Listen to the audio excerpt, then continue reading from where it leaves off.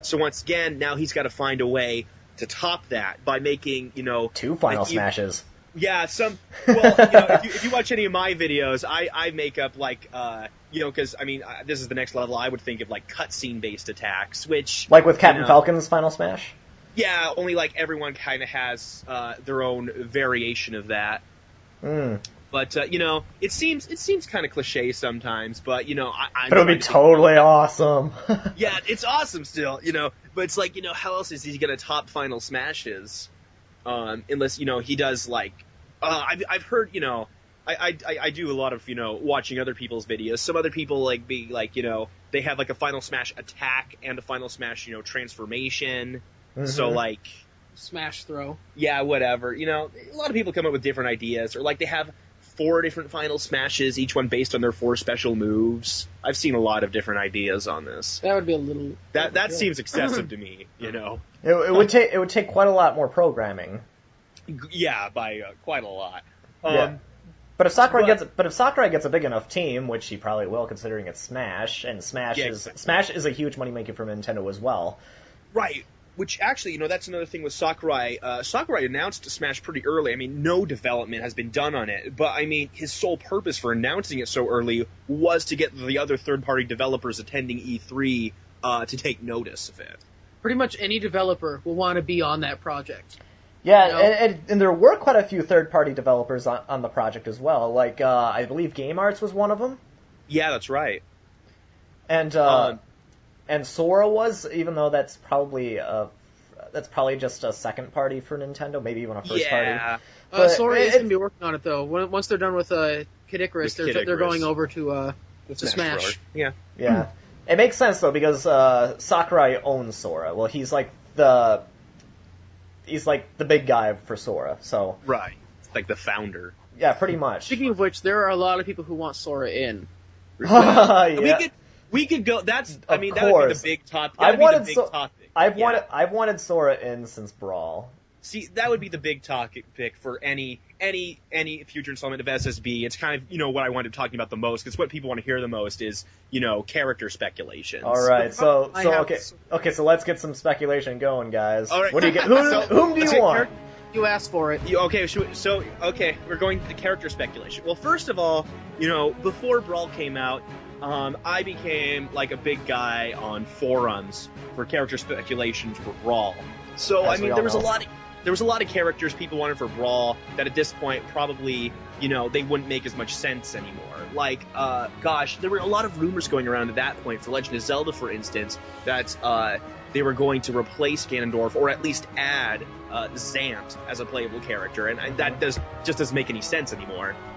Because Zant has little relevancy. Well, he could be an assist trophy. I actually thought about that idea before, that maybe Zant... What if Zant were an assist trophy? Oh, yeah. But, even so, there's a lot of characters like that where it's they were important in a new game, but I think, the most important is that, that they're a character who represents the series in a way, that they're not just some... I don't want to, sound mean to the character, but they're not just some sort of one-shot that we're not going to see anymore, or who's not going to be relevant to the story as a whole. Somebody who didn't really have a lasting impact. Right. Mm-hmm. For instance, I could go section by section with character, and I think I will. But when it comes to lasting impact, though, I don't see how Zant wouldn't have.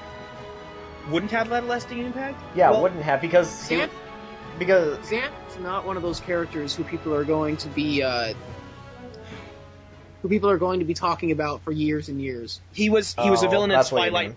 Right, he was the main villain in Twilight Princess, and that was his role. And it doesn't look like they're going to have any more roles to him for me. It was a good role. He was a good character. Right, I'm not denying that. But it's let's see. I see it with so many, especially with Legend of Zelda. That's one of the big ones. A lot of people ask me to look at their character rosters, and I'm just not one for all these. To be me, I love the Zelda series, but they always add so many miscellaneous Zelda villains that were yes, they were a really great villain, but they were only the villain for one game. I've seen people who add, the Skull Kid from Majora's Mask. Cool character. We lost kamakaziplumber. Bring him back. We'll just keep talking until he comes back. Okay. Keep talking. Keep talking. You know, like Zant or the Skull Kid, or gosh, I've seen some really obscure ones like Onyx. That was probably the weirdest one I saw. It's like, I want really? Ralph. Onyx? I would love Ralph. I don't, but you get a lot of characters like this where it's more of like it's like a personal favorite. A preference. It's not really a character who has like a big everlasting impact on the series in its representation, or like a really, really special significance in representation. Like, I mean, it's a little bit different for Pokemon characters, for instance, because Pokemon is the most twisted of them. That's because Pokemon is way different from most of the other games on the roster, in that it doesn't have like a really, really strong narrative driven by a specific cast of characters. It's all about the Pokemon. It's all about collecting them. It's all about popularity. Yeah. But geez, okay. So starting with Mario characters. So we are gonna go down the line of characters. Let's just go down the line. It's much easier that way. Okay, Mario characters. I mean, whoa, looks like Kamakazi's really gone, huh? He's out. Yeah. Down for the count. Hopefully he returns though. All right. Well, you might want. Let's just keep talking. Okay, we'll keep talking. All right. With the Mario characters, most people seem to really believe in Bowser Jr. making a playable appearance. I think out of any Mario character, that would make the most sense. He started to become this recurring sidekick villain, and we've been seeing him a lot. He's been actually on the scene fighting in all the newer Mario games. He's starting to make a splash almost as large as Bowser himself, so pretty much. Yeah, I mean he's kind of like becoming like the rival character of Mario games, kind of like in older Mario games like Super Mario Bros. 3 you would have seen like Boom Boom occasionally over and over, only now it's Bowser Jr. and it's for like every Mario game. The only problem I can see with Bowser Jr. is his similarities to Bowser himself. When you look at other villains like Thoughtful who have more variety, I guess that's the only thing I can think of, and it's not a huge argument. No, it's really not. I mean, and that's an argument I get a lot. It's like, oh, you can't have this character because they're too much like this other character. Bowser Jr. he fights so differently from Bowser in actual Mario games because he doesn't have the size and brute force. No, he doesn't. He's more ninja, and he uses different attacks. Yeah, more ninja. More ninja. Other Mario characters you see a lot. There's a lot of supporters for Toad. I'm a supporter for Toad. Because, I mean, you look at your long-lasting, important line of Mario characters, and he's the only one who's not playable in Smash Brothers. And he's had enough material to work with. Mm-hmm. When you look at Super Mario Brothers 2, you look at things that he's done in some of the Paper Mario games. Right. I mean, he was playable in New Super Mario Brothers Wii. He's got he starred in Wario's Woods. Even though that's a puzzle game, but even so, he has his own title. Yeah. So, I'm a supporter for Toad, just not as much as Bowser Jr. I guess. And he has a lot of he has a lot of snaps. Okay, we got KP back. That was interesting. All right, what happened to KP? I have no idea. All right, sorry if you had to wait a while. Just kept failing to try to get you back. So, hey, okay. KP. Yeah? What's the sitch? God, you're the first person who's ever made a joke about that. Like, absolutely not kidding at all. As Really? far as yep. Huh. Nobody else has made a Kim Possible reference. No one else has ever made that reference. Huh. Well. So you're the first. You're a pioneer in comedy. And I'm not even being sarcastic, you really are. Way to go, Shika! Hero. What was this? Might as well just move on. Characters? Characters. Well, We just did Mario. Well, yeah. So I guess after Bowser Jr. and Toad, any other Mario character? Ooh. I had one, and then I got disconnected. Oh, okay. What was it? Okay, Did anyone say Paper Mario? Because I know no one did. That would be the next one. Paper Mario has a lot of supporters, and it has a lot of basis, actually, I think. There's some good potential there for Paper Mario. The only Definitely. problem I have with Paper Mario is that given the direction they've been taking with the Mario representatives, I kind of feel like it would be the odd one out, and it wouldn't really go with the pattern they've been making.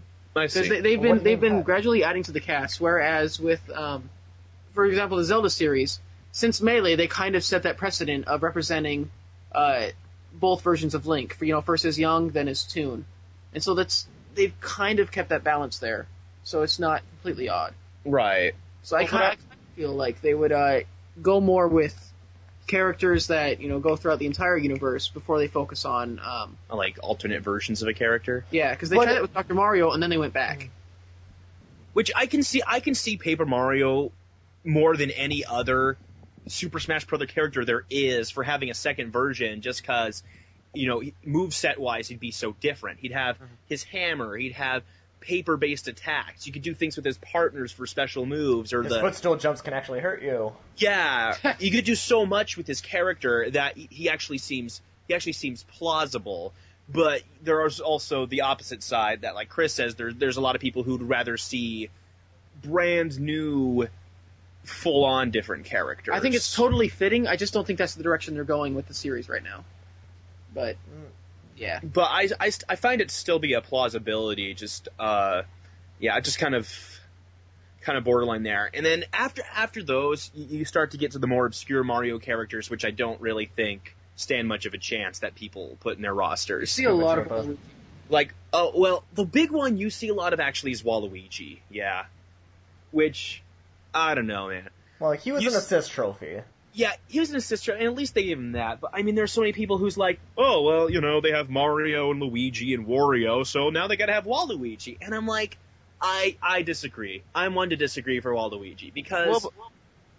and then once again, look at what he was in the assist trophy. Yeah, because I mean, just as a Mario character as he is, he hasn't had any adventure roles. He's kind of just their spin-off character. He's in... You're talking about. Oh, sorry, you're talking about Waluigi still. Sorry, I thought you were talking about Mario himself, and I was going to argue like Super Mario RPG, but whoa, my bad. My bad. No, Waluigi, save myself from a train wreck. He's a Mario Party character. He's a Mario sports game character. Waluigi. Even in his assist trophy, he fought with a tennis racket. Yeah, he hasn't ventured outside that realm, and then I've had so many people like argue to me. Well, it's going to happen sometime. They're going to have Waluigi in an adventure role, or he's going to be a sidekick in a Wario game. Well, that's great, but it hasn't happened, and they haven't announced anything, and they've had so many opportunities.